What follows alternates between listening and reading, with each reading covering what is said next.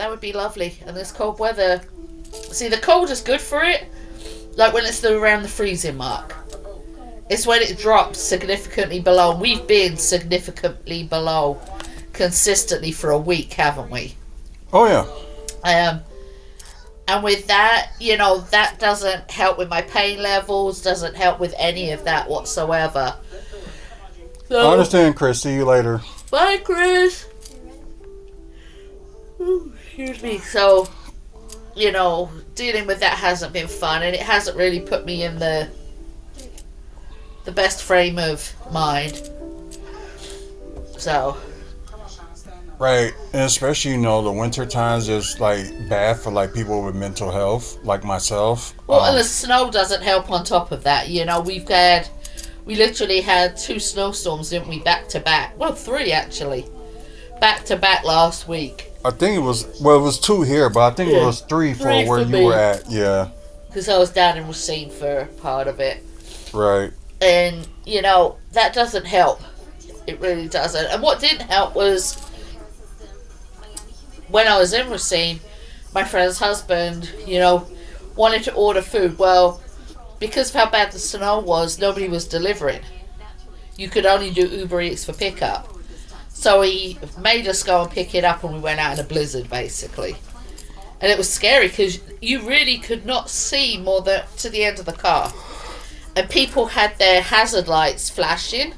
So he couldn't be happy with homemade food. No, and the thing was, I'll say this, part of it was my fault because Maggie was like, well, we should just have frozen pizza. And I don't like the frozen pizza that they get. I don't like the taste of the sauce. And I said, I'm sorry, but I don't like the taste of the sauce. What else you got? But my thing was, I just say, what else you got? Yeah.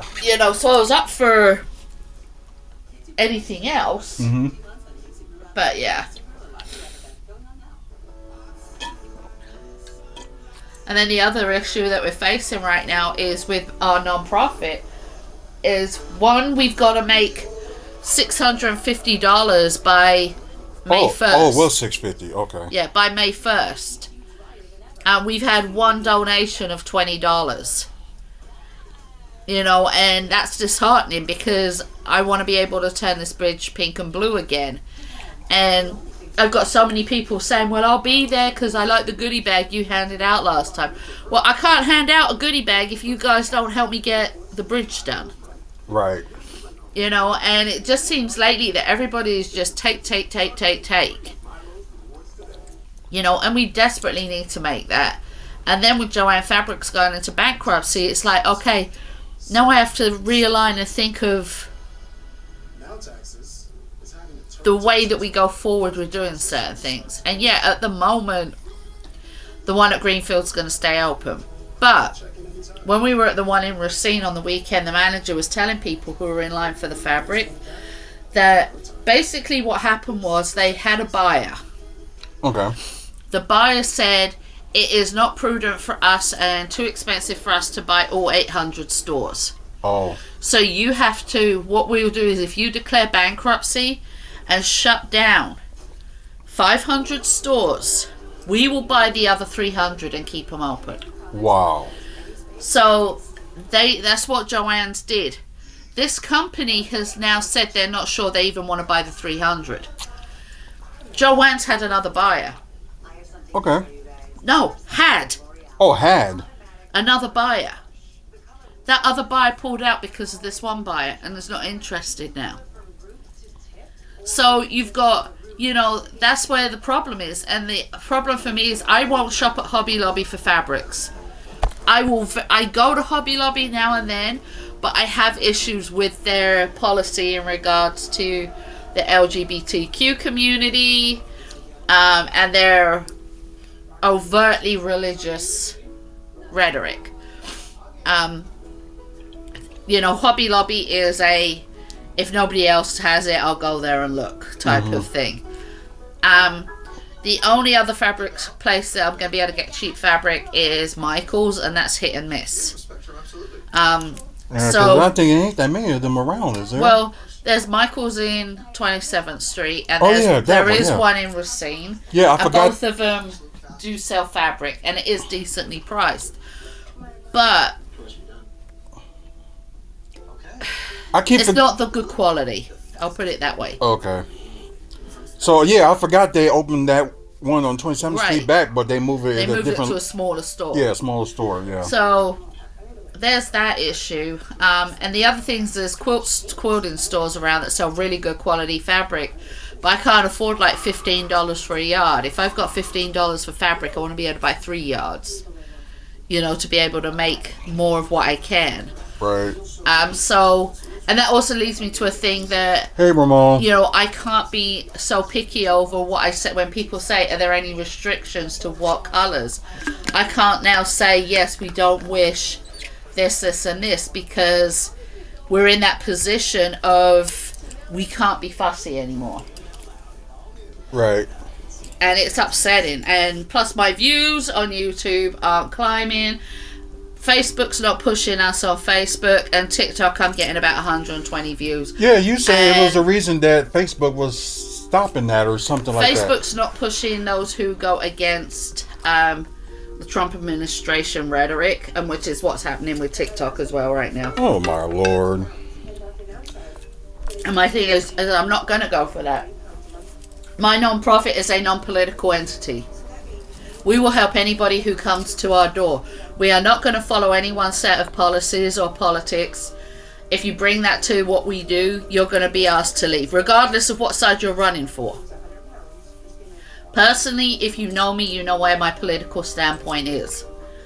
And that's all that matters on that side. But we're not doing this thing. And Facebook now and TikTok, and some people are saying it's even on Instagram.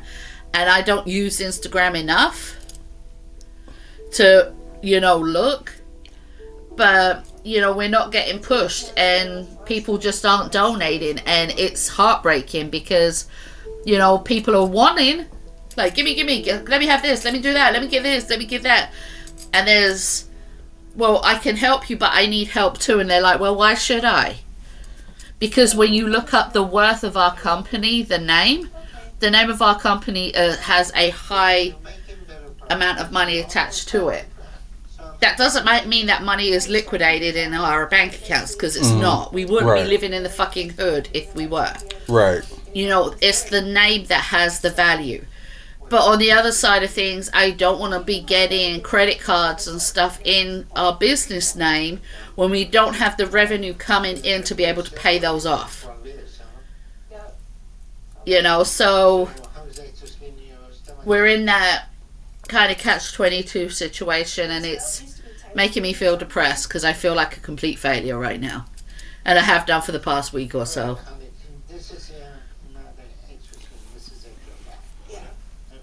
But yeah, it will get better. Like I said, we got a lot of time, to do the bridge and stuff like that. WFSO is going to put some money towards it as well. So sorry. This is when your girl says she doesn't want anything from McDonald's, but you turn your head over and find her like this. That is me. God, that's funny. Were there any other topics you want to talk about? No, I'm just sad. Okay, so I feel like a failure. Although I'm promoting her channel. Y'all please look at her channel. Please subscribe to it. It has the Maddie's Mary logo on it, and also if you see like Hazel Jones 9, that's her channel. So I'll jump in the chat so people can find me quickly. Okay. Yeah, she'll pull it on the YouTube chat, but you guys that's watching like through Twitch, I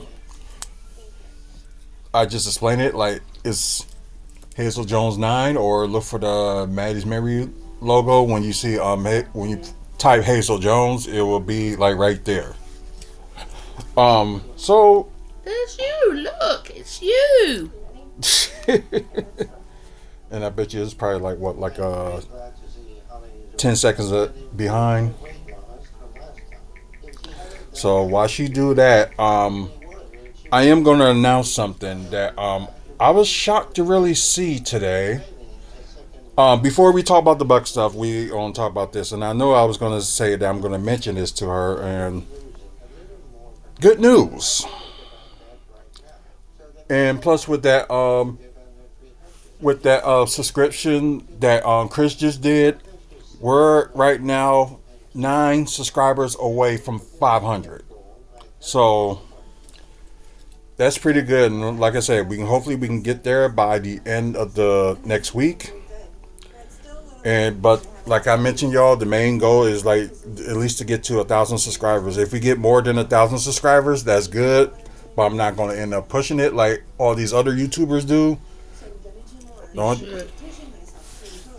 I know, but I just think that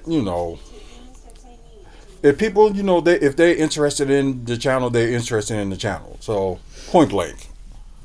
So I'm not going to like force feed it to y'all or anything like that. But if y'all like what we do, and we'll keep doing what you're doing, because without you guys, there would be no us.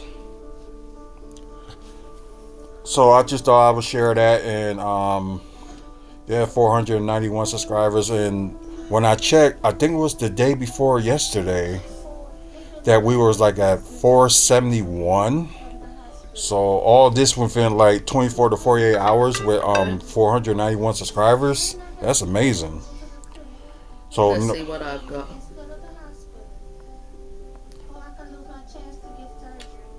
Oh, you hate those pop-ups. 12. Yeah. Come on, y'all. She needs 50 subscribers, so please subscribe.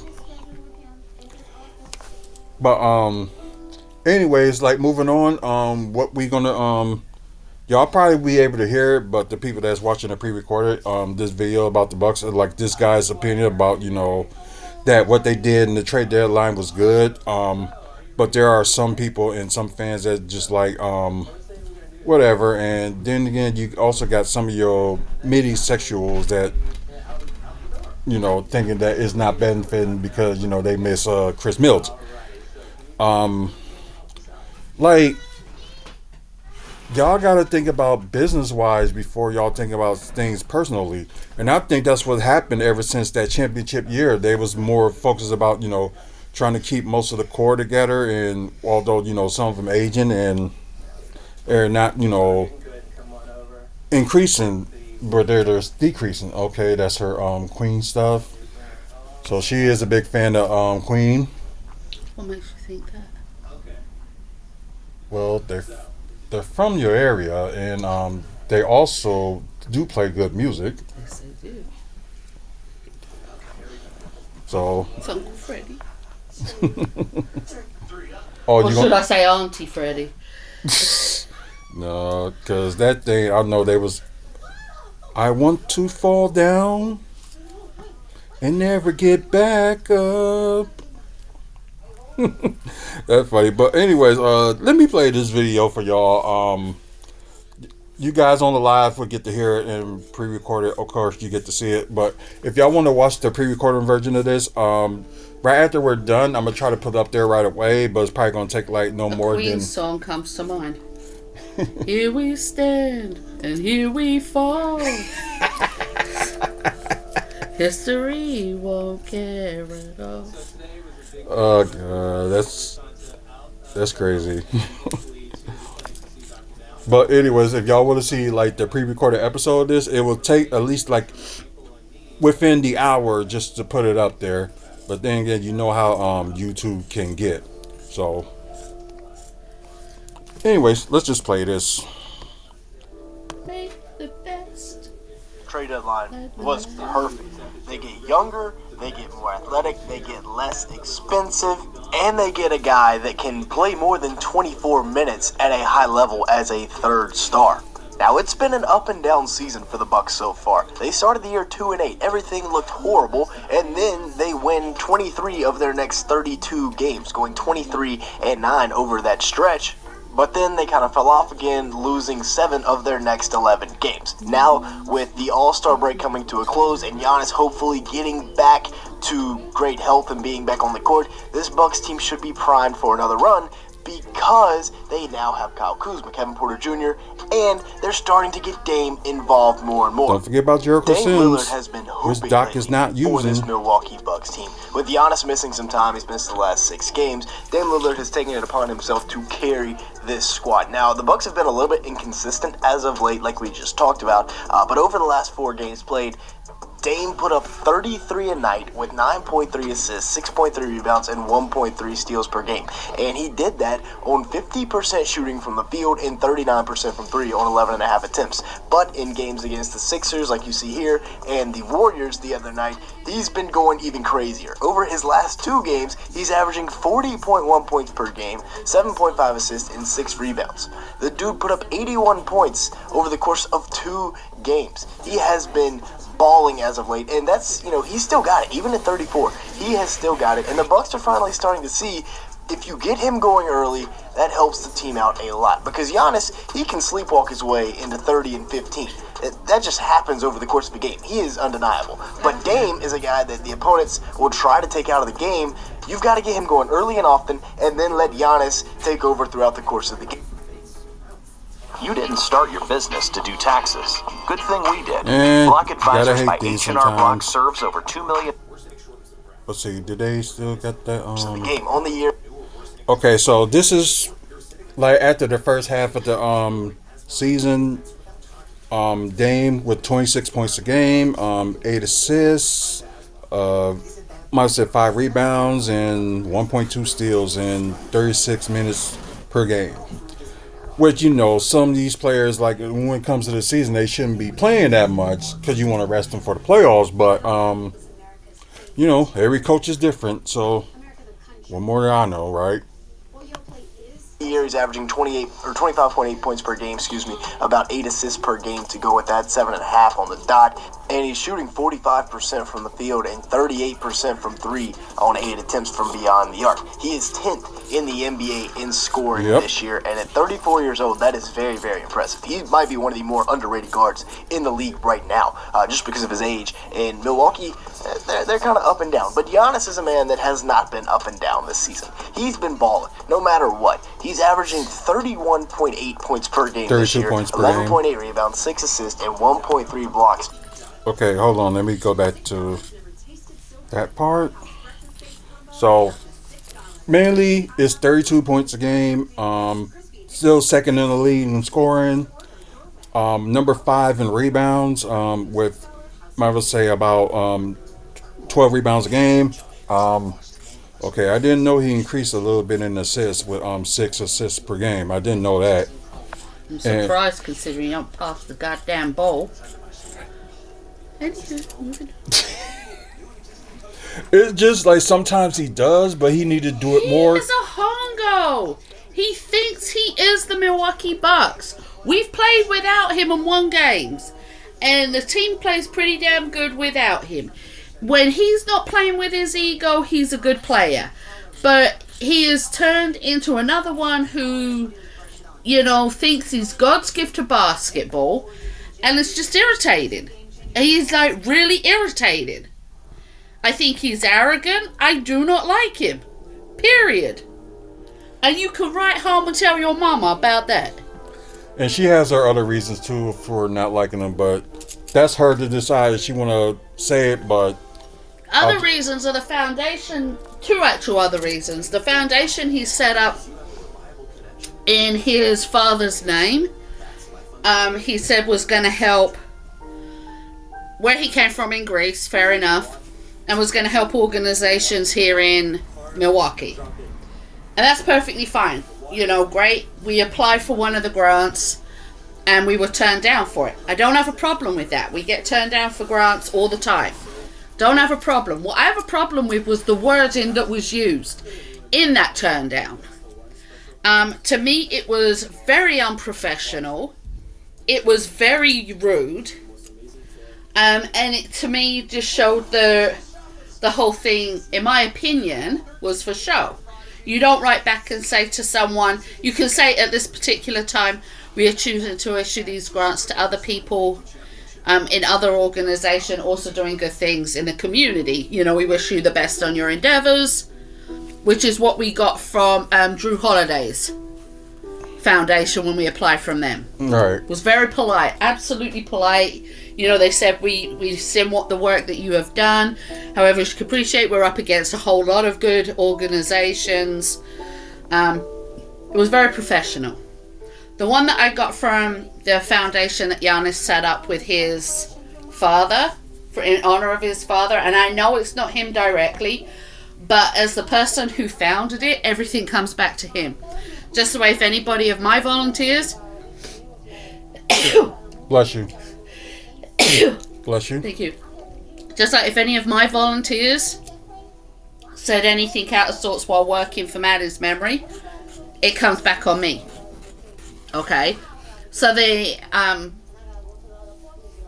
response that we got basically said, I wish I kept it, and I was so angry I just deleted it right away, and I really shouldn't have.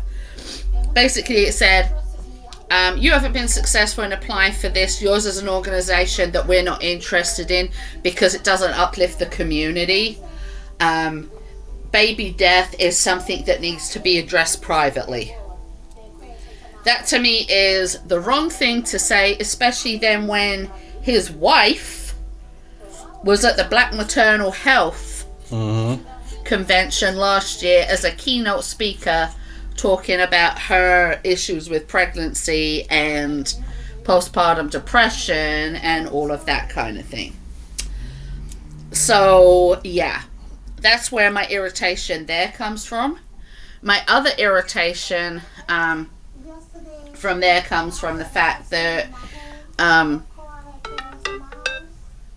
he has made it almost impossible for you to get support from the Milwaukee Diaper Mission, which is also one of the organizations he and his wife finance and donate to, because they have come back when I've reached out to them in regards to donations and stuff for needy families. They've come back and said, well, we have to follow strict guidelines set forth by Giannis's foundation. Oh.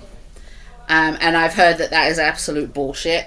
But either way, that's another reason. To me, is, you know, as I say, I have no problem with somebody who's issuing grants saying, you know, I'm sorry you're not successful at this time. It's your company. You can do it to who you want. You know what I mean? Mm-hmm. So there's no issue there. So I don't want anybody getting me wrong. Absolutely no issue. You can put your money wherever you want it to go. But you need to get people who can write back to people respectfully. Or don't reply at all. Because we've had people who not replied to us when we've applied for grants. Right. We're just like, well, we didn't get that one, and moved on. Mm-hmm. But when you are... your name is behind that company, and you're touting off to everybody at how community based and everything you are, and yet you're telling people that your organization that helps families who've experienced the loss of a child should be kept private and not a public thing. Fuck you, fuck your organization, and fuck you as a basketball player. Because your name is behind that, and you should be making sure that your staff who are working for you are professional. That is a good point. Rant over with. And yes, it is. So sorry, y'all. Let me try to tangle this for a second. I apologize to everybody for going on a rant like that. But it was needed. When you hear things like that from somebody in a position like he is in, from his company, you know, it's heartbreaking, to be honest with you. You know, do I want to be the mom of a dead child? No, I don't. I hate being the mother of a dead child. I think everybody does. You know, I hate it. I want my son here. I want to be, you know, telling my son to go to bed and him arguing with me because his dad's doing his show. I don't get that. You know? And the fact that your people and your company are that goddamn rude, fuck you and your company. Fuck you and your basketball playing skills. Fuck you. And you see, that's why she don't like him. Yep. That's her opinion, but I do respect it too, and I understand what she's going through. See, my thing is, you respect it because you understand what I'm going through, but you weren't the one who received that email, so Right. you don't get. No, I get. But I'm yeah. saying it doesn't hit you as hard because you weren't the one who filled out all of the grant paperwork, submitted everything, and then it just you feel exposed Right. and belittled when someone does that. That's what it is. Yeah, I do get that. And even if we put this out there and stuff like that, there's gonna be like fans that's not gonna be like supporting us or anything like that. Do you know if what? we They don't decide- have to support me. I'm not asking them. I would like it if people supported me, but it's down to them. If they don't want to support me because of my opinion on Yalis, then fine. Simple as that. It's no big deal. Fine. But I'm entitled to feel the way I feel based on the response I got. Right. As I say, if it had come back, like when we applied for the Drew Holiday one, how many did he say that he got from Milwaukee area? It was like hundreds. Yeah. And they went for organizations and for companies that him and his wife felt a connection to. Perfectly fine. Totally get it. The email response we got back was that I'm sorry we received X amount of, grant applications, unable to do all of them. We would love to help everybody, but unfortunately we can't. Just know that we have seen what work that you have done, and we commend you for your work and hope that you apply again in the future. That to me, chef's kiss on responses. Right. Because if you remember when I got that response, I came to you and I'm like, we didn't get the Drew one. And you were like, well, did they say why? Oh no, they just had like so many, they were going with what they felt like. Then when they did the show on local TV, those people who got it, we were like, oh, we know that one. That one's up that way. We go past there on the bus. Right. Because that was the strawberry one. They do chocolate covered strawberries and these really great cupcakes and treats. Oh my God, let me tell you. Then there was,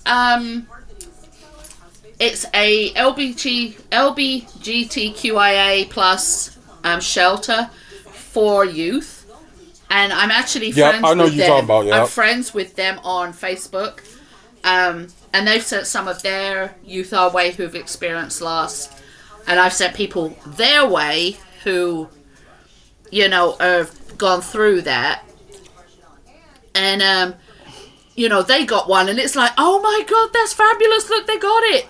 Oh my God, and so there is a lot, and I'm glad that those people who got the grants from Giannis's foundation got their grants. We were at a open house type thing for one of those, a nutrition thing in Milwaukee, and they received a grant from him. And I'm glad that they got it. I really am. But it's just hurtful and to me rude how you respond to someone like that. Right. Yeah, I get it. Hey, you bestie. You finally got here, so that's great. Who's it? On YouTube. You bestie. Oh. Half the people don't put their real names. No, I was there. like, I thought you were talking to someone and calling them your bestie. I'm like, who's that? No.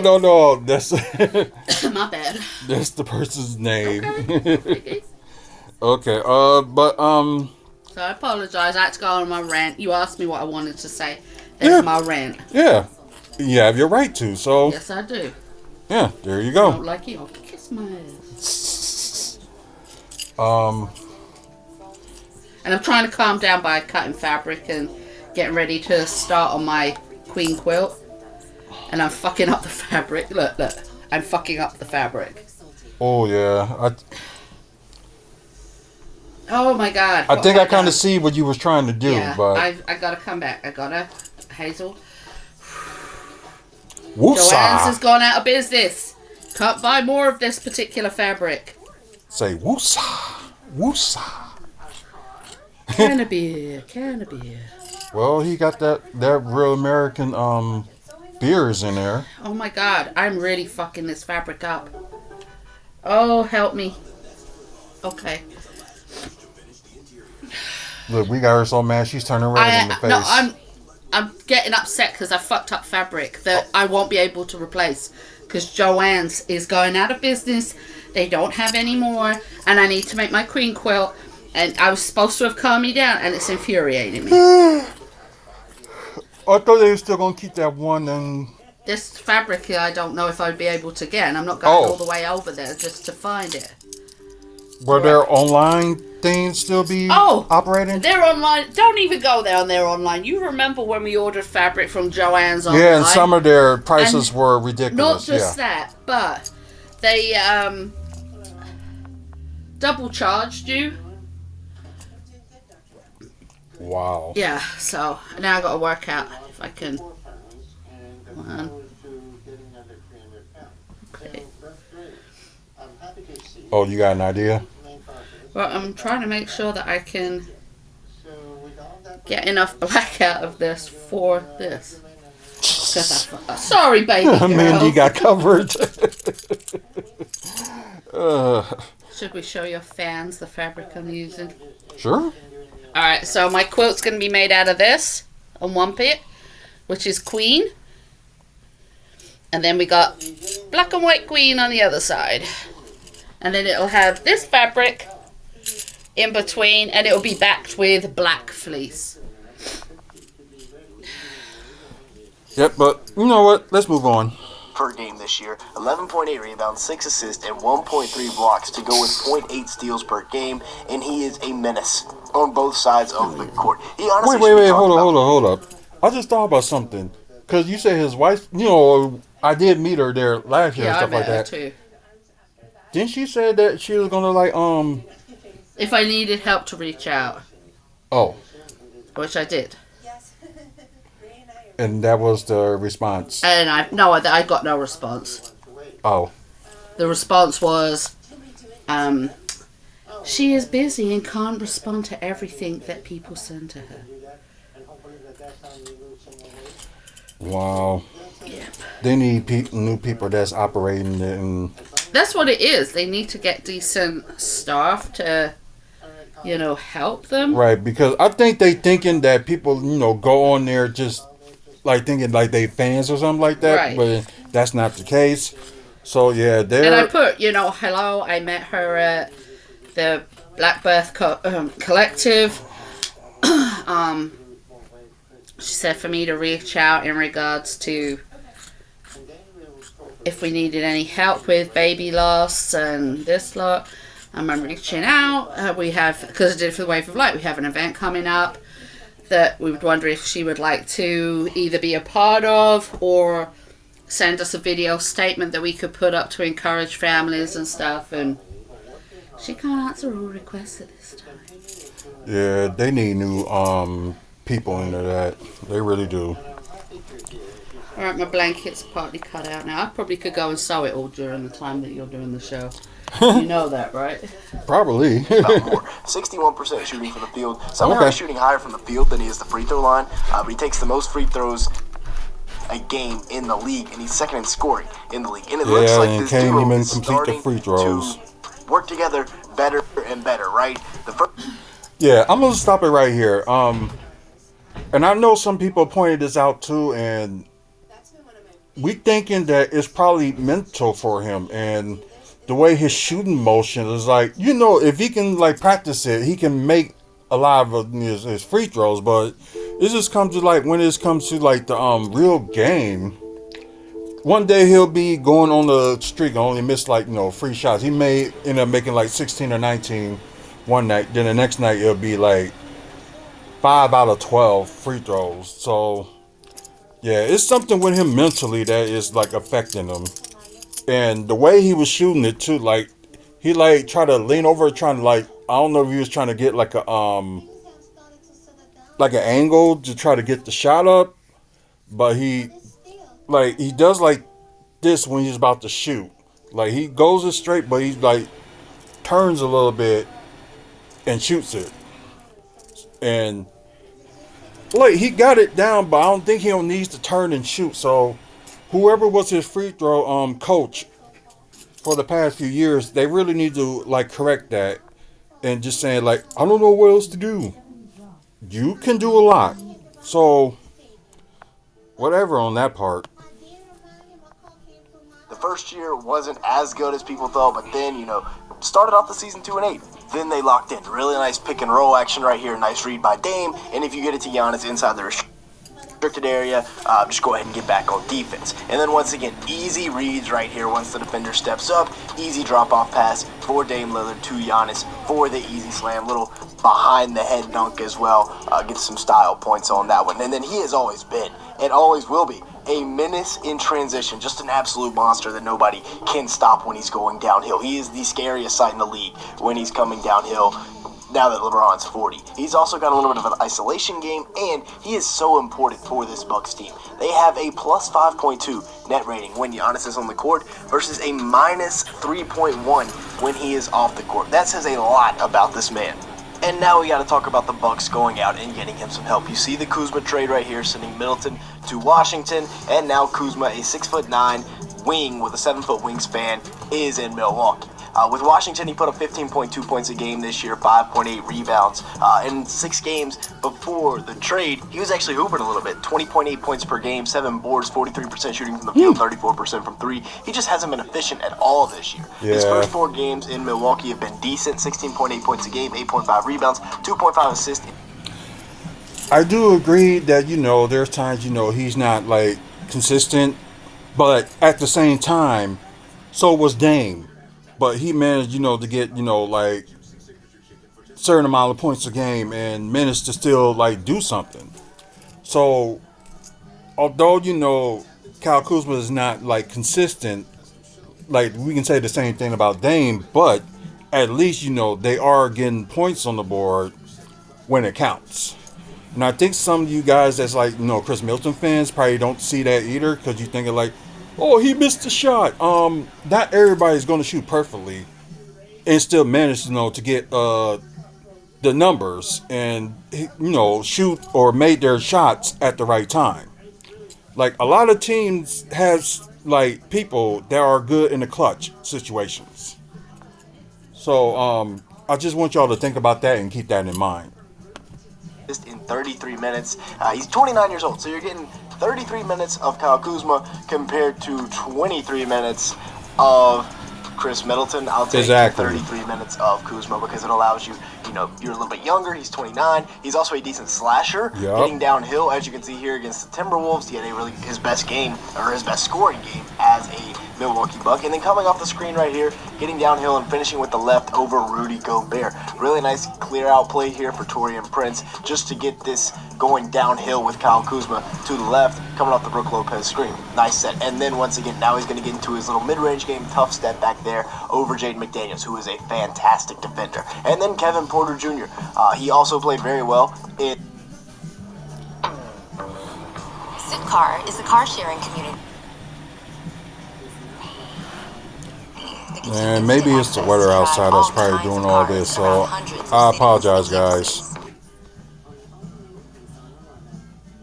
But, in this Timberwolves game. With the Clippers this year, he's averaging 9.6 points. Okay, before we talk about Kevin Porter Jr., I just want to add something that, some people have pointed out today.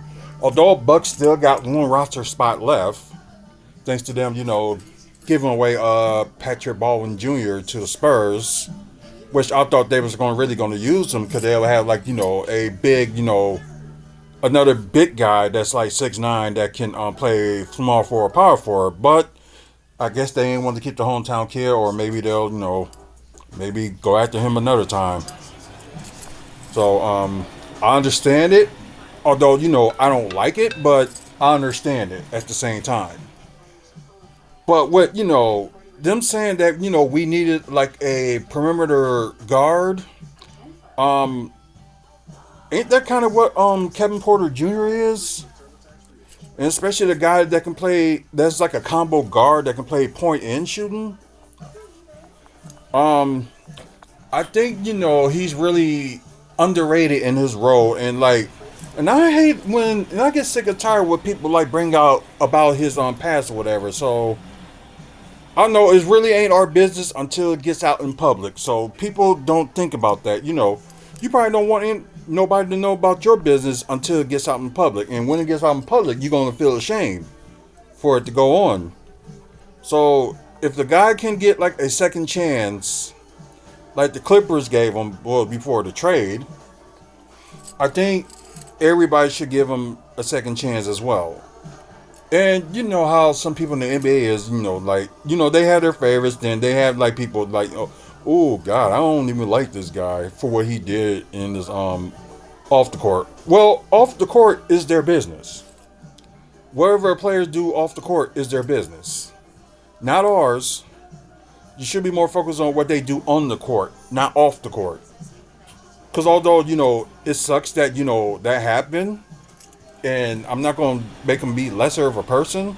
It's just like, if you learn from your mistakes and can move on, I'm cool with that. But I think there's just some people that, they do something once, oh, they're going to do it again, or they're going to repeat as much as they do, or something like that. It just doesn't make any sense. And it's like, that just shows, like, what kind of person are you? Like, to judge somebody, and you probably ain't no better than the next person. Just ridiculous. But I just had to say that. 6 points, 3.6 rebounds, 3.2 assists in 19 minutes a game. Don't look at that efficiency, though. It is not good whatsoever. That really needs to improve during his time in Milwaukee. But he's got a nice mid-range game. And last night, or a couple nights ago, before the All-Star break started, he put up 11 points, 8 rebounds, and 5 assists. Yes, he on did. 4 of 9 shooting from the field against the Timberwolves in their last game before the All-Star break. He's got some nice vision. As you can see here, finding A.J. Green a couple of times. These were mostly A.J. Green, but he gets the assist, and then finding A.J. Green once again, who we're about to talk about. Fantastic shooter for this Bucks team. Really nice drop down there to Kuzma for the foul, and then he's going to get into his pick and roll. His jump shot is still kind of ugly from downtown, but he can get into that mid-range, and he looks really, really nice. He's a great pick and roll scorer, whether it's from the mid-range, he's got a nice flow game, he can get all the way to the rim, or he can pull up from a little bit outside of floater range. And that's why they got him. If you made it this far in the video, make sure to hit the like button, leave me a comment down below, and hit that subscribe button. As you can see here, a large majority of people that watch these videos are not subscribed to the channel. If that is you, go ahead and fix that. Now let's talk about, in my opinion, okay, I did subscribe to that. For this Bucks team, and that is Andre Jackson Jr. Now, you might call me crazy. He's only averaging 4 points and 3.2 rebounds, but he's shooting 47% from the field, 39% from 3 on 1.4 attempts. Not a lot of volume, but that 3-point percentage is very promising. But the reason that I like Ajax so much is his defense. Watch the ball denial right here. No, sir, Shea, you may not have it. He's 6'6" with a 6'10" wingspan and can just completely throw a wrench into opposing teams' game plans. Once again, right here, all over Shea. Shea throws it out of bounds. Now, this is great ball pressure, great on-ball defense. Sidestep 3, no, sir, you got to pass it. Now, Shea's going to get downhill, get him with the little shoulder bump, but he's going to recover and still force a miss. That late contest is very underrated. Once again, trying to get him with that shoulder bump. Honestly, yeah, some people don't see that. But they never call it for Shea. I'm excited about Andre Jackson Jr.'s defense going forward. But you also got Taurean Prince, who on the year is averaging 8 points, 3.7 rebounds, 2 assists, and 0.8 assists per game in 26 minutes per game this year, on 46% shooting from the field and 46% from beyond the arc. That's like second in the league this year. So shout out to Taurean Prince, great free agent addition. And then you got Gary Trent Jr., another guy, kind of like the Malik Beasley signing last year. This year, you bring in Gary Trent Jr. But he's on way a better. Prove-It deal, 10.3 points a game, 2.4 rebounds, an assist, and a steal in 25 minutes a night. He's probably their best two-guard they've got on the team. 44% shooting from the field, 43% from 3 on 5 attempts. Obviously, that's why he is the starter at that position. And then you have A.J. Green as well. But we understand why. Like he kind of burst onto the scene this year, averaging about 8 points per kind of game, last year, but more rebounds, this year. 1.2 assists in 21 minutes a night.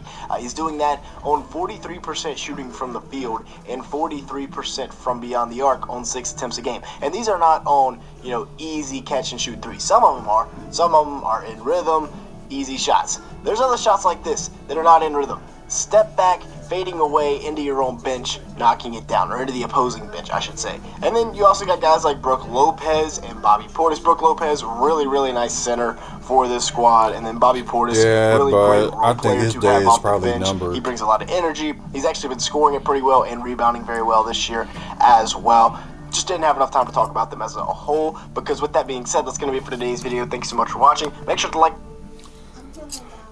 But I'm glad this guy did put like an outtake on what he thinks about the Bucks that did good in the trade deadline. Although you're gonna have some Bucks fans saying like they shouldn't have traded Chris Middleton away. Like y'all got to get over that and move on and focus on the here and now. It's like the games that the Wizards has played before All Star break when they got Chris Middleton. They haven't been using them, so I think something is really wrong that that they end up decided okay we're gonna set out Chris Middleton because maybe his ankles still ain't right. So well I can say this like maybe the staff that that handled like his injury or something like that. Maybe they did something wrong, or they should conclude to something that they couldn't even can check out. It's like, probably like one of those things like what, let's rush him in. That could be what it is because the fans was getting like impatience of Chris Middleton.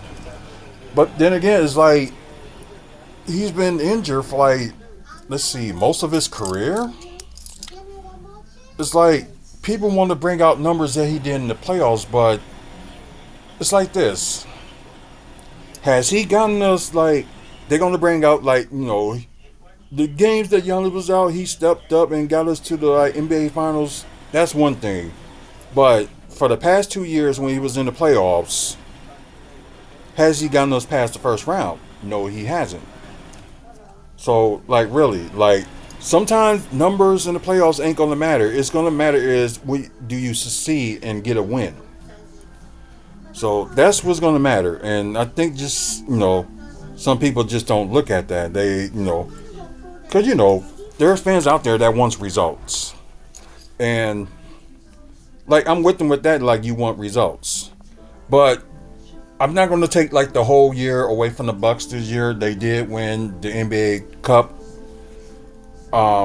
which the first team in the East to do it. Although they're the second team overall to do it, but they're the first team in the East to do it.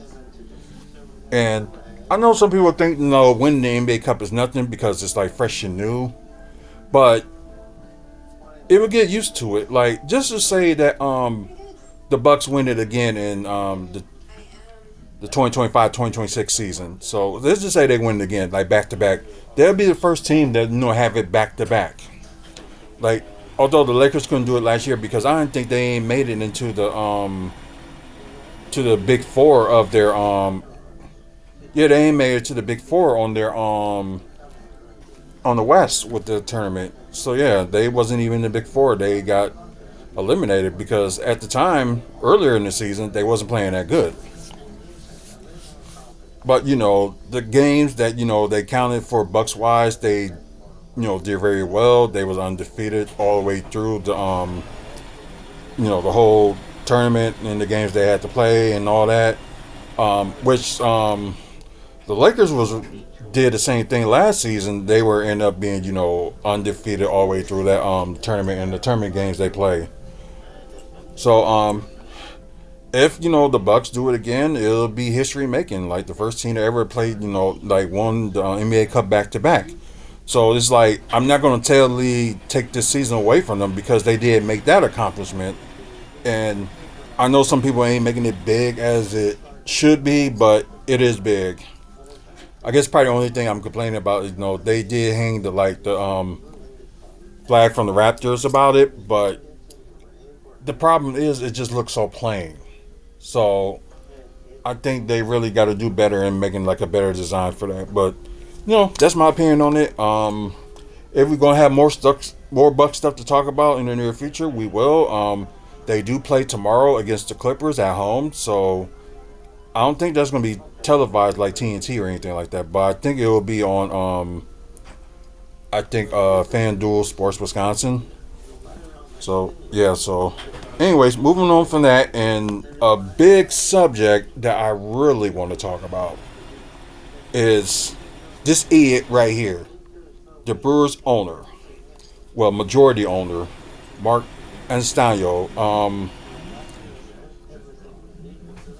Well, I guess they saying on here like clamp down on spending and keep winning, but for how long? And it's right. Like, how long is that going to last? It's like it's not going to last forever, and he's the only Bucks majority owner that's not a billionaire. No, he's the only owner in the MLB that's not. Yeah, you said Bucks. Oh, sorry. Yeah, I mean Brewers. I'm sorry. Yeah, I didn't meant to say Brewers. Like, the only owner in the MLB that's just a millionaire and not a billionaire. That's just crazy. Yeah, they saying like Milwaukee Brewers owner Mark Estano. I'm sorry if I say his last name wrong. Keeps getting away with it. His front office is that true. His managers that skilled.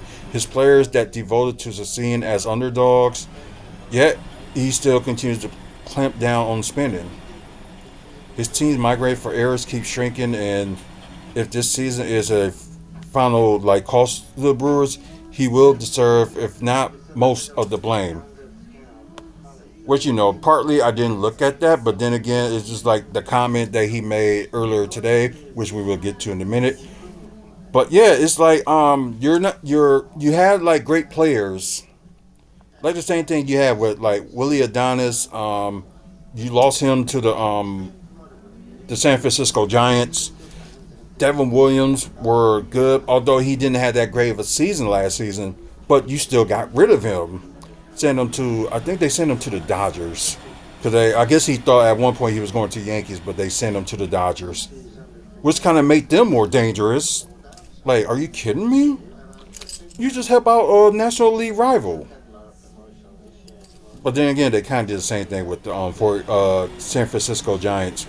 With, letting Willie Adonis go and all that. So, okay, they said two other free agents, left a reliever Grant Wolfram and righty Elvin Rodriguez signed for even less, and their deals are not fully guaranteed. Yeah, it's brutal in MLB. You thought when the NBA was like brutal, with their small market teams not won't be able to keep their players, and they had to go like cheap and stuff like that. So I'm glad with the the new rule they got in the NBA that they have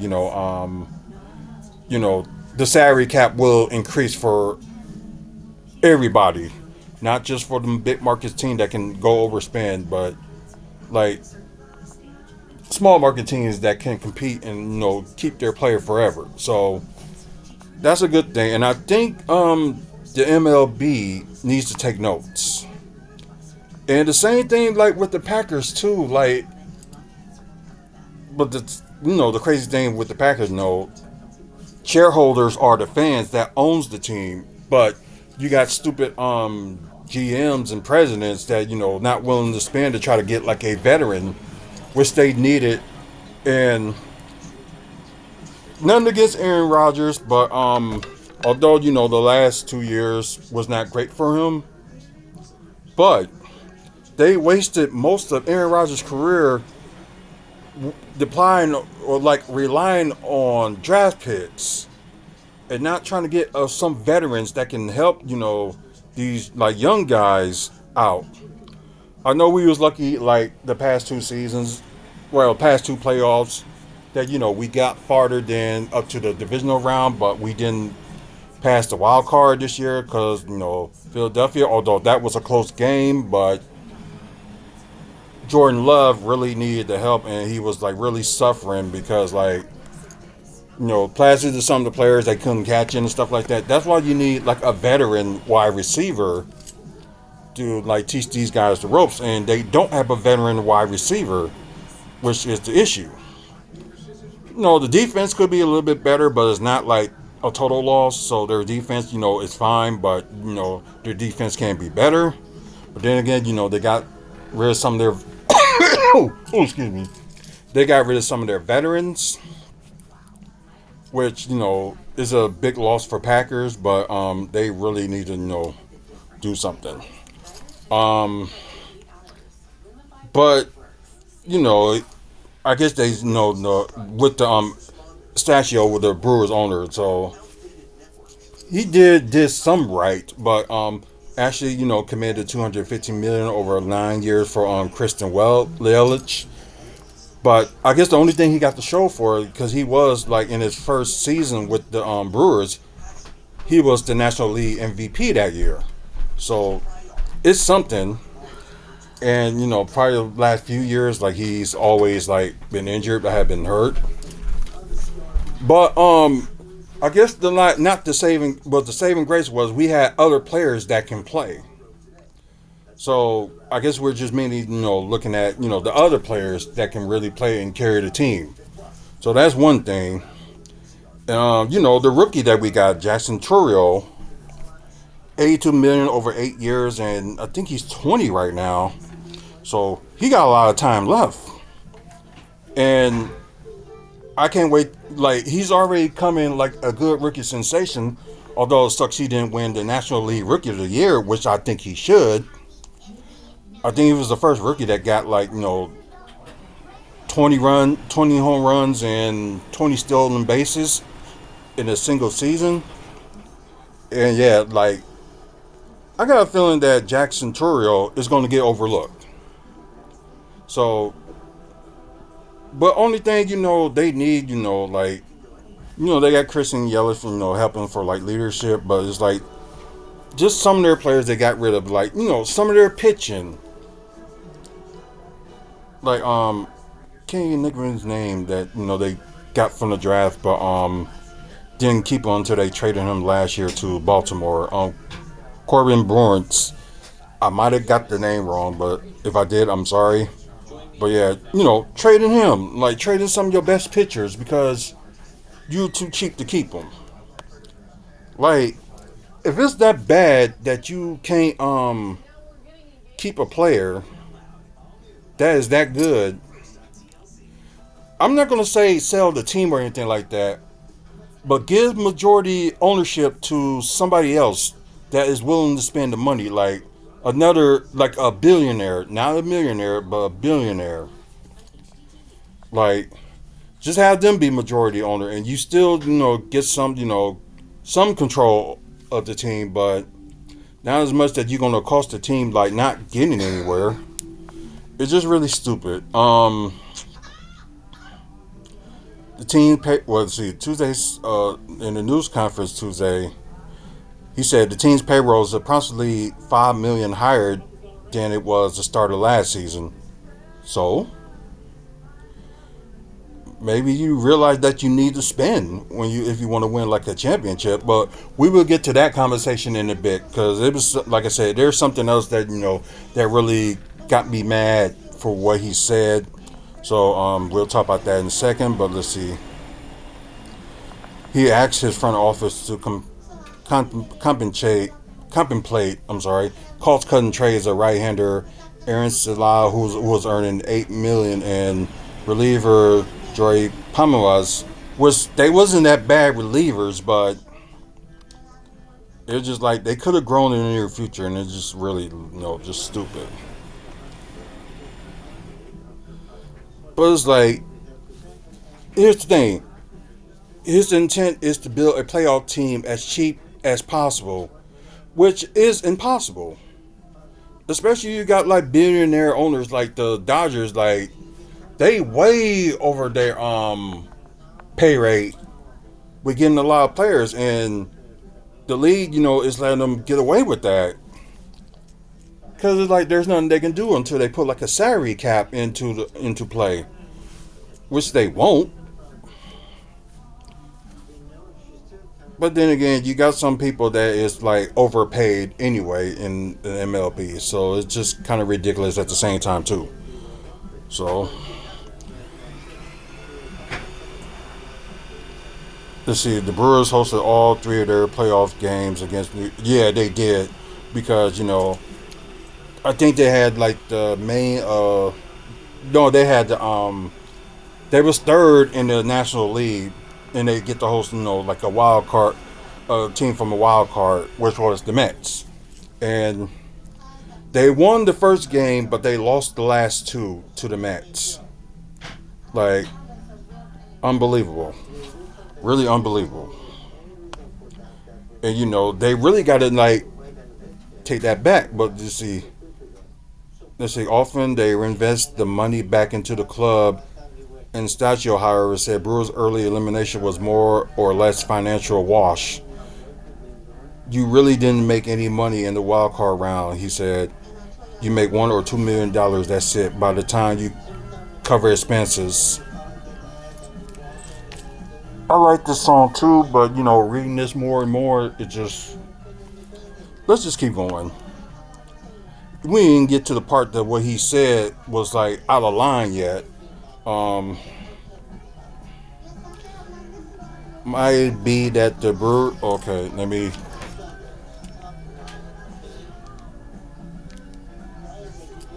Like I said, I did turn that down a little bit. So, mainly, might be that the Brewers believe there is less incentive to aim for the number 3 seed or higher as a division champion when they can spend less, sneak in as the number 6 seed, and get a hot like the Mets. You can argue there could be, but we had never had that discussion, he said. You got to shoot to win the division. Okay.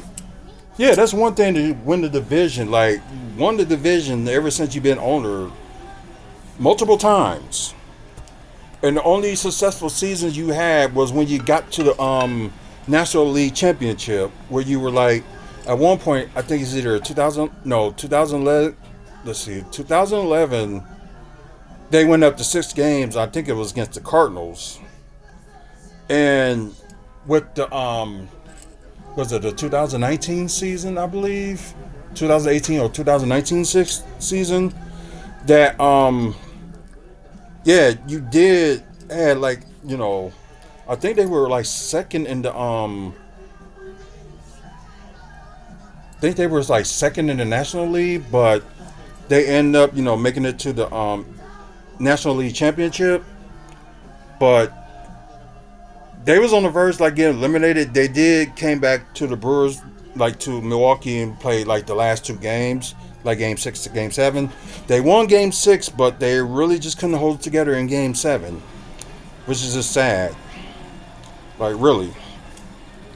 Yeah, opening day, of course, still a month away. They got the Yankees, and after that, on March 31st, they start their season. I think it's against the Mets, I believe. That who they got when is their home opener. And from that series, going forward. Still more than a month away. The Brewers can still add a free agent starter such as left-hander Jose Quinana. But let's see. But if you're a Stadio and you watch your team win the National League Central by 10 games last season after losing manager Craig Counsell, trading staff ace Corbin Burns. So yeah, that's who I was talking about. So that was the right name. And dealing with a prolonged absence of Yelich, which I can understand. Williams, yeah, he was out half the season, then came back. He was okay, but he had some of his struggles with certain games when he closed. And right-hander Brandon Woodruff will be back this season, and I'm just glad they re-signed him instead of just okay, we just gonna let him walk, because they let him go the off season this past season, but they changed their minds the last minute. Signed him to a deal. Okay, you're gonna be off, but you're gonna at least help these young guys that are pitchers. You can guide them and stuff, and can't wait till you come back this coming season. So that would be, oh god, it happened again.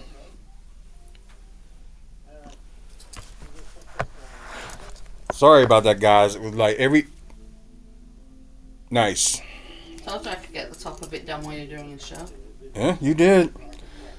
Is it every time she says the A word, because I was listening to music while I was sewing. Yeah, because this channel right here, WFSO 2, always cuts off because it's attached to it, because it's a freaking Kindle Fire. Yeah. You don't hear her saying Siri, then suddenly, doo-doo. Oh yeah, that probably would be the iPad. But anyways, okay, that's it for that article. So now we're gonna get to what half of everybody and myself are really upset about. So this was from Wisconsin Sports Heroics. I was trying to look for the article earlier today because I did read it, but I was just like, you know what? Let me try to find it on Wisconsin Sports Heroics, and hopefully they have it. So it seems like they did. From what I was like, I read this before we like got on the air. So okay, Brewers came out with a great season, but ended up winning the division, but still didn't make it farther than the wild card round. Let's see, four of the last 7 seasons see Milwaukee take the crown, which yeah, it's true. But however, making noise in the playoffs has yet to be accomplished for the might as well say from the past 4 seasons. Yeah, they didn't make much noise in the playoffs. Should I show them? Yeah, you can show them. I don't know if they're going to be able to see, but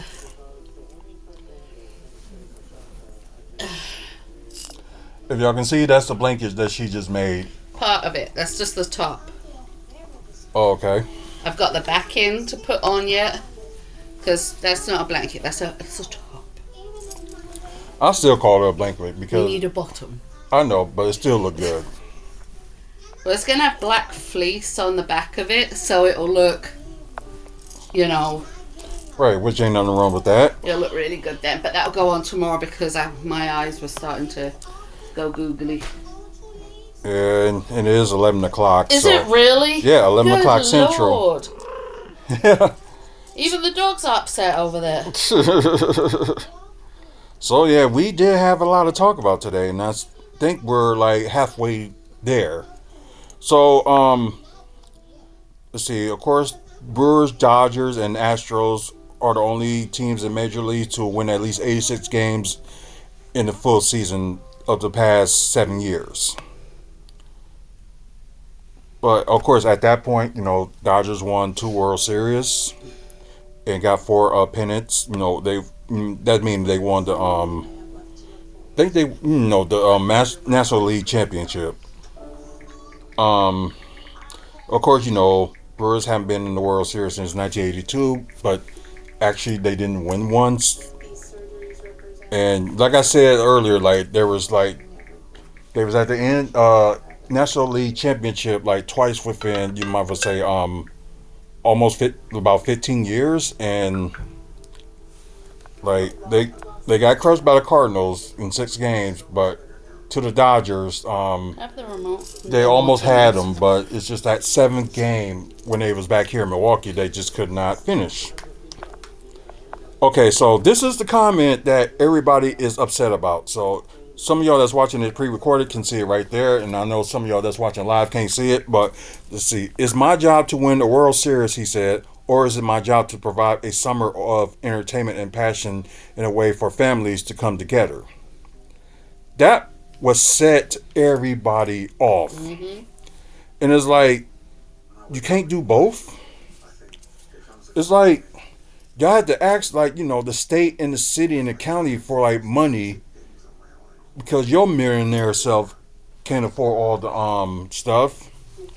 Or you can't even ask some of the people that owns it as well to, chip in. So, only thing y'all did, y'all probably put up, let's see, I think they put up about 100 or 200 million towards damages. Then the city and the county and the state had to pay for the rest out of taxpayers' money. Yeah, there's just some billionaires you just don't get. But at least with the Bucks ownership, they put their money where their mouth is, and it's just I will say the same about the Packers, but it's just ever since they won the Super Bowl in the 2011 playoffs, they made that area of the Lambeau Field around it. They made it pretty good, and I know there's still a few things that they still gonna do, but at least they made that decently, but it just doesn't show when it comes, to trying to get players. Players want to come here, but you're just not willing to spend the money. That's just sad. Kind of same thing with the Brewers. So, why everybody's upset about this is like one person ended up saying that we can do both. Put money through like, something to have like good events in the summer. And two, why do you think about events in the summer? You should be thinking about what y'all trying to do right now. Like trying to have like events going on all year round. Where the empty area where y'all don't have anything around it but businesses and not like, bars or other places, or maybe like a smaller venue for something if you want to use that area for it. Although, it took them a while to actually agree to that. Although, they was acting funny about it, like, no, we can't do that. But they send, it wasn't just me they send this survey to, but they sent it to everybody else that were like Brewer fans or like buy tickets, and also season ticket holders. They asked this too, like, should we make like a district like around like American Family Field? I think majority of everybody said yes, and they got it from like news reporters. Like they're asking people, it's just like, yeah, that would be a good thing. Like more people will come around here like in the off season. Like you have your businesses like the Liney Kugel's Buried Yard open all year round, and you ain't get that many people going to it because only people can like drive there that can get there. Instead, people that get off the bus had to walk, like at least seems like from where they got to get off from all the way up to American Family Field, like it's a mile walk or something. So they really got to look at trying to get like stuff going on around the area and focus on the area. It's like they buying land, but it's like they're not doing enough with it. It's just sad. And I know y'all doing the winterization with the stadium, but if you would have got it done sooner, like you said, we would have been stuck. Not we could have had like it's been done before, but we could have had the Royal Rumble next year. Besides, we might have to wait to the earliest, be like 2027. But then again, crazy things happen. But Saudi Arabia already got the Royal Rumble for next year, so only thing we can do now, try to bid for it for 2027. Let's see. It will just be a whole lot easier to compete for the World Series, he says.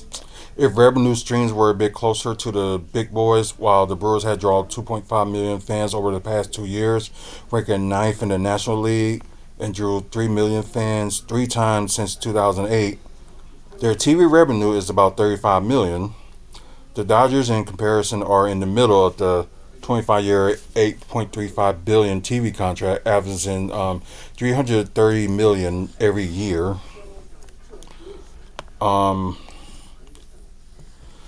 Yeah, another thing.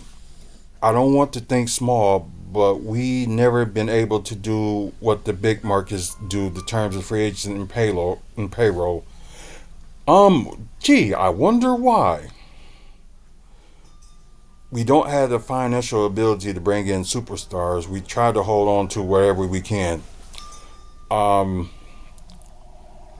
think you're more concerned about keeping money than not like trying to put more money in there than you can make more money.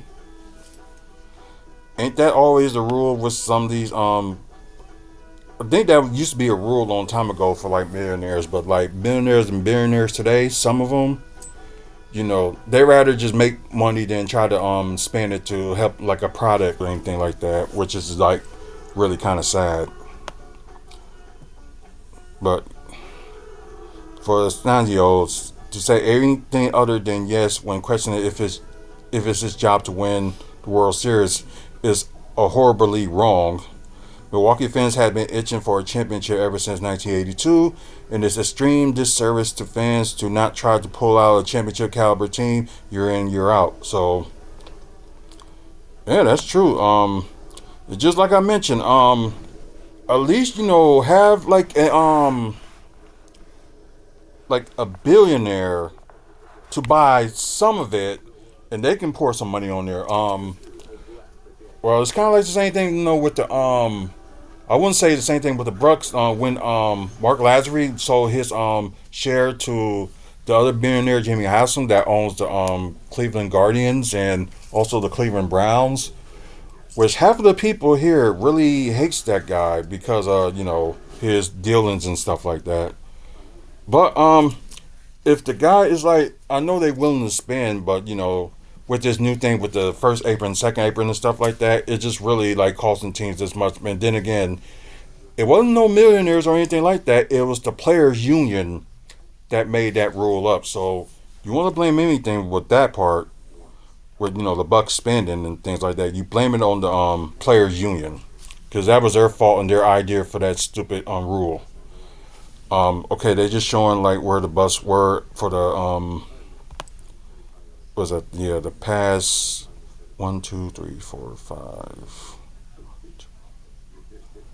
7 seasons.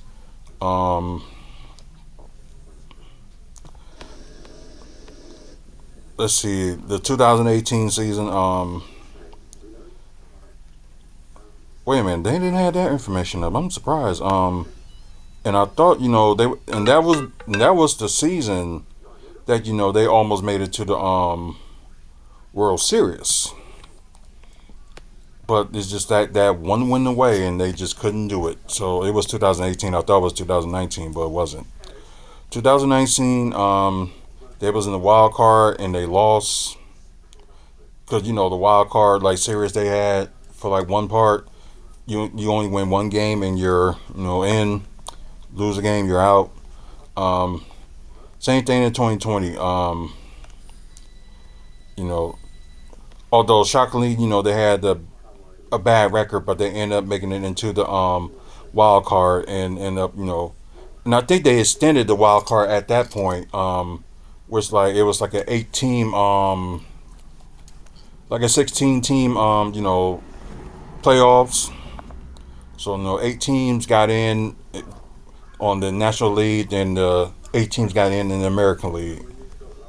So yeah, that was crazy. But yeah, they managed to make it, and they ended up losing 2-0. Okay, I forgot about 2021. But the 2020 was that COVID season. So, and I think in 2021, I think they didn't recover that much because I think they started letting fans in like later on that season in 2021. But of course, they won the division that year, and they lost in the National League Division Series, which I think they didn't have to play the wild card. But yeah, they did lose 3-1. In 2022, they were so close, but did not make it to the playoffs. That part, and of course, y'all see the past 2 seasons, they lost the wild card series. One, they lost 2-0, and they lost last year 2-1. So yeah, that's sad. I know people want to put like fun and entertainment, so people can be like occupied and enjoy themselves while they living in the city. So that's cool and all, but you really gotta put your money where your mouth is at times. And it just seems like Marcus Daniel is not doing that. And I think there's gonna be a lot of people this season that gonna go to the game and have like a sign saying like "sell the team." You're going to go to the game with the sign that says "sell the team." That's not a bad idea. But then again, after this shenanigan that he said today, there'll probably be more than just me be saying that. But like, I go to the games to support my hometown team. Although they got good players, but you hate to see some of the good players just like gone because the owner don't want to put no money towards them. It's just crazy. Like I said, sell it to the billionaire, and at least you have a billionaire that's willing to spend and make the team better. Not just a millionaire that just not even close to a billionaire and just whatever. But enough of that rant. If y'all want to comment below on this, we can talk about that too. So just let me know. This is the first time, that I talk about the Brewers. But if y'all want me to talk more about the Brewers, let me know. We'll probably talk about a season during this coming season. Maybe talk about them and go from there. Maybe do like a half an hour show about it, like the games. Like do like a show once a week. But we'll see. Okay. Yeah, we're still going, and it's like almost like we're like yeah, past an hour and a half with this. Um, let's see. There was a few things that I wanted to talk about. Let's see. Can I find it? Oh, okay. Public hearing on the second proposal of that Deer District Hotel, so we can read that. So this segment is like mainly about developments that's going on in Milwaukee.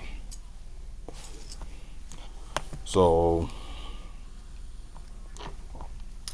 let's see, and I kind of showed you guys last week, how the Moxley Milwaukee is looking. They did downscale it a little bit, as I mentioned, but let's see, what about their? Of course, it'll be their second hotel in the district, but maybe they can pull a little bit more. So who knows?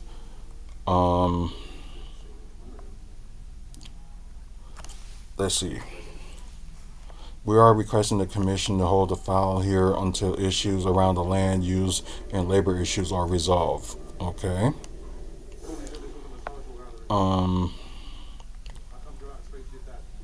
Okay, I'm just looking for when it's going to be the second hearing. They pushing on trying to get to like the end of the year, probably somewhere around the fall to start construction, so it could at least be done by 2027. Which because currently the Bucks are making a play to try to get the All-Star weekend here. Although we got pushed back with saying the new Bear Center ain't gonna be like big enough. You don't got enough conventions and things like that. And Not enough flights coming in. Yeah, that was another problem too. Like we ain't got enough international flights coming in. And they say we ain't have enough, 5-star hotels, which we don't have any 5-star hotels because ain't nobody rating them as 5-star hotels. And I don't think that the city doesn't care about having, 5-star hotels. Go to the St. Kate and tell me that's not worthy of 5-star, or the Astor. Right. Or the Fister. All of that lot. Yeah, hotels are being because my thing is this: if presidents stay at the Astor, not Astor, the Fister, yeah, then it's good enough for the NBA. And plus, you got baseball players staying at the Fisner as well. Like seriously. But come on, we've had the presidents stay there. Whenever they stay in Milwaukee, that's where they stay.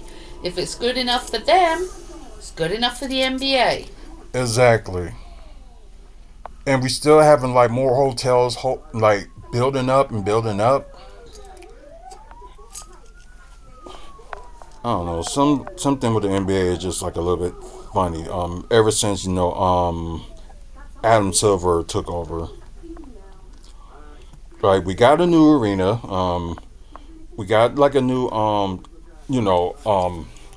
convention site.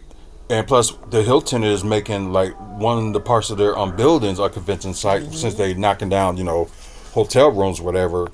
But regardless of them doing that, they still would be like the largest hotel and the hotel with the most rooms in the city, regardless. It's just like some people, if they want to go to like other hotels around here, like got some brand new downtown hotels, so people, they can check them out. Let's see. Okay, he downplayed. Okay, Pierre Fagan, the Bucks president, downplayed the concerns about parking. So, yeah, and then I saw y'all like a picture. I think it was last week that they got like after they build the venue and also the hotel. they had this one space. I don't know if they're gonna do like parking or they're gonna make another maybe apartments or something like that. I don't know. So we don't know what the issue with that part as of yet.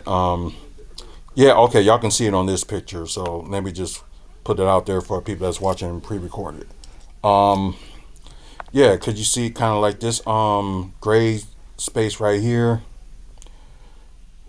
That's after the venue and the hotel is built. They got this spot right here.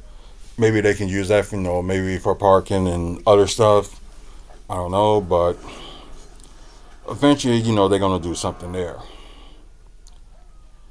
So I guess it's just like to wait and see on that part. But they really didn't say when they was gonna have their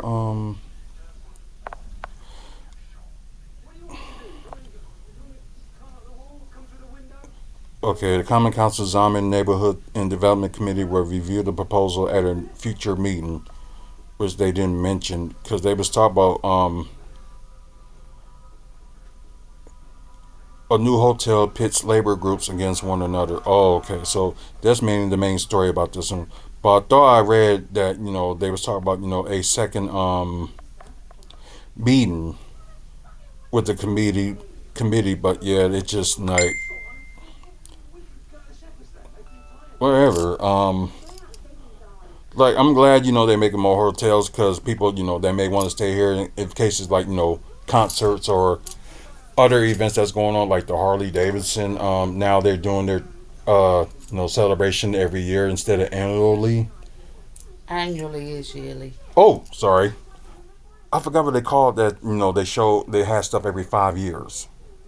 Every 5 years, we'll go with that. Okay, yeah, they're not doing like the celebration every 5 years no more. So it started with the year before in 2022 where they were celebrate. I think it was their 120 or 125 or something like that. 120. My parents were over here for when they went 100. Okay, yeah, then 120, right. Then since then, they've been doing every year and stuff like that with the last 2 years after that, 23 and 24. And it's a big thing around here. So more people coming in, spending money, so and all this stuff. Although Harley Davidson is a little bit struggling with their motorcycle sales and stuff like that, but they're a big hit. You will too if you back Trump. They do? Mm-hmm. Oh Lord! And they dropped the DEI thing as soon as it was able to. Wow. Hey, how many companies are gonna fall for that crap with Trump and I guess they paying the price more and more, so that just kind of sucks on their part because I think they're being from worse now that he's putting tariffs on steel imports and stuff. So. Yep, and I think Harley Davidson is going to end up being worse and worse. Mm-hmm. But their successful grace is that you got like true like Harley Davidson fans that really support them no matter what. But I will still go to their museum. That was fun. Yeah, but anything else, dope. But say after what you just said, dope. I will support their museum, but that's it. Okay. But anywho, guess we can move on to that. And I think this part is really not that much to talk about. That they saying like one of the new attendants for the ASQ Center that's on Plankinton and Wisconsin. That they're just gonna add another or they add Department of Administrative Service is gonna move into that building. And they were actually they were like not that far from there. Was it 633 West Wisconsin Avenue? So yeah, that. But they're just saying they're gonna release around 2,500 square feet on the 6th floor compared to 42,000 feet that they got at the old Clark building. Which I think the Clark building they said they're gonna turn it into like yeah, I know the building they talk about now.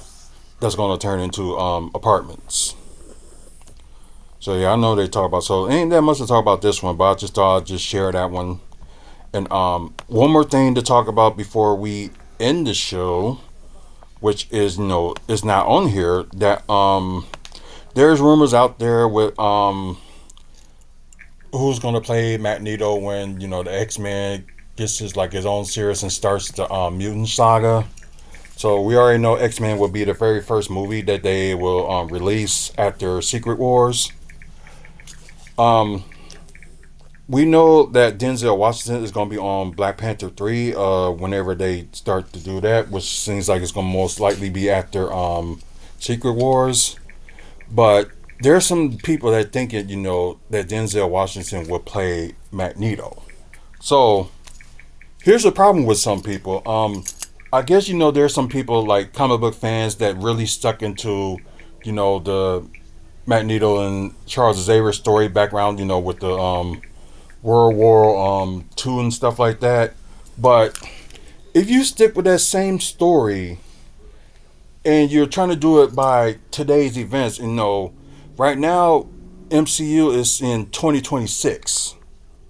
So if y'all kept up with the times, like with Endgame and follow stuff after that, which I probably seen half of y'all probably don't follow, that how are you gonna put like characters? How are you gonna talk about the World War II stories and the characters that will be playing them will be like in their like 80s or 90s or something? They're 90 years old or something like that.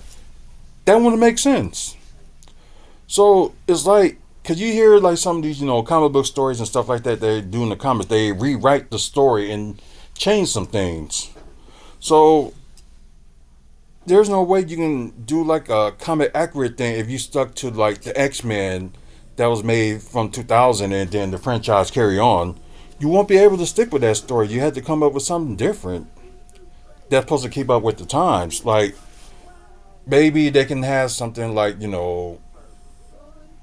say like the no, I wouldn't use the Gulf War for example, but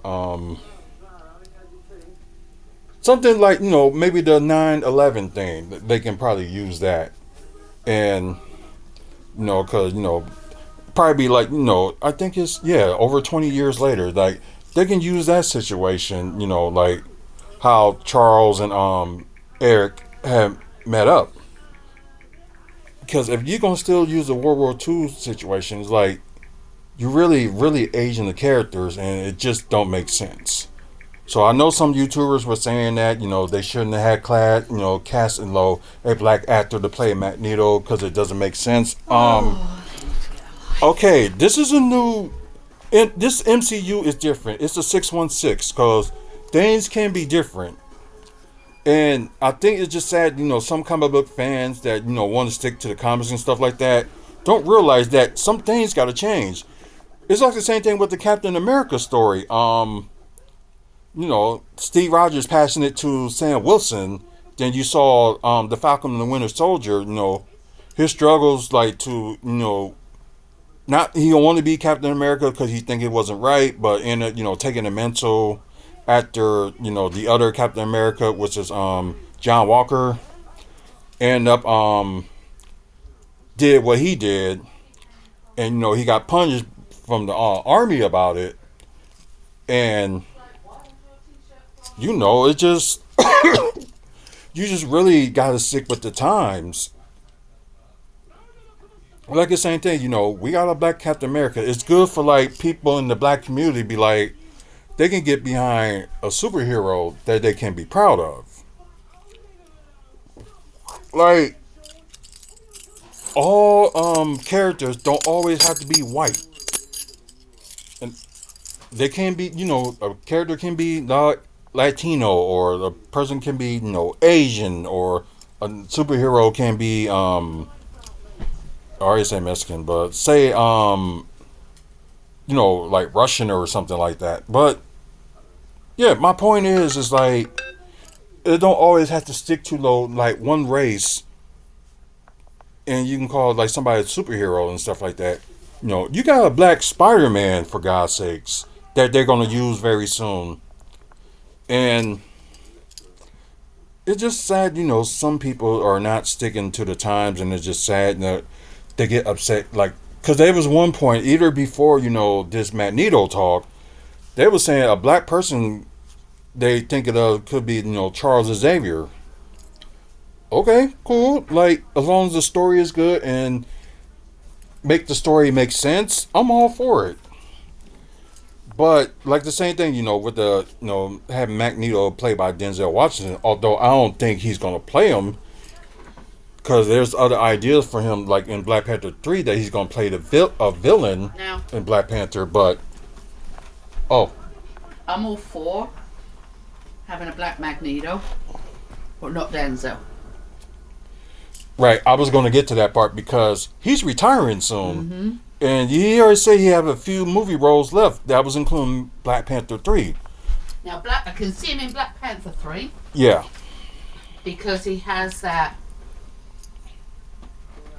You can pull off that grace. You know what I mean? Of someone in a position of power. I'm not saying he couldn't pull off Magneto, but